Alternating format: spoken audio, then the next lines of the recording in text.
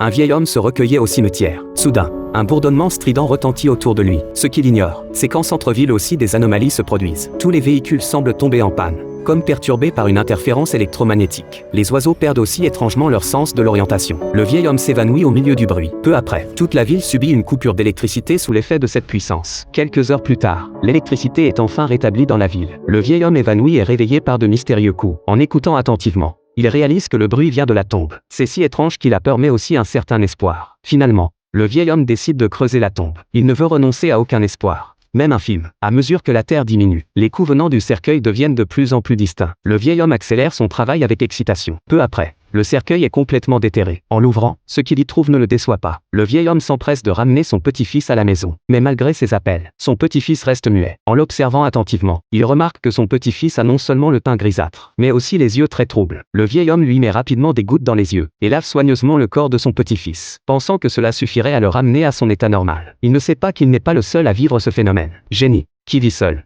s'aperçoit que quelqu'un s'est introduit chez elle. Elle suit prudemment le bruit jusqu'à sa source, et voit sa sœur décédée se tenir devant elle. Ce matin même, elle venait de la confier aux pompes funèbres. Jenny n'ose pas s'approcher, mais finit par céder. Elle tente de la toucher. La sensation sous ses doigts lui confirme qu'elle n'hallucine pas, mais le corps glacial de sa sœur l'inquiète. De l'autre côté, Jacques n'a pas eu autant de chance. Quelques heures plus tôt, l'interférence électromagnétique a provoqué l'accident de voiture de sa femme. Alors qu'il est en deuil, il entend un gémissement à côté de lui. Sa femme, déclarée morte, se réveille miraculeusement. Jacques court immédiatement chercher un médecin. Après examen, l'hôpital découvre que toutes ses fonctions corporelles sont perdues. Ils ne peuvent pas expliquer comment cette femme a pu se réveiller. Il recommande une hospitalisation pour observation et des tests plus approfondis. De retour chez lui, il ne sait comment expliquer cela aux enfants. Il ne peut que leur raconter la vérité sur cet événement étrange. De son côté, Lucie, qui ignore tout, rentre du travail. Le vieil homme qui l'attendait s'est endormi de fatigue. Lucie va directement faire sa toilette, mais en allumant la lumière de sa chambre, elle est terrifiée par ce qu'elle voit sur le lit. Mais elle ne montre pas d'excitation. Elle éteint à nouveau la lumière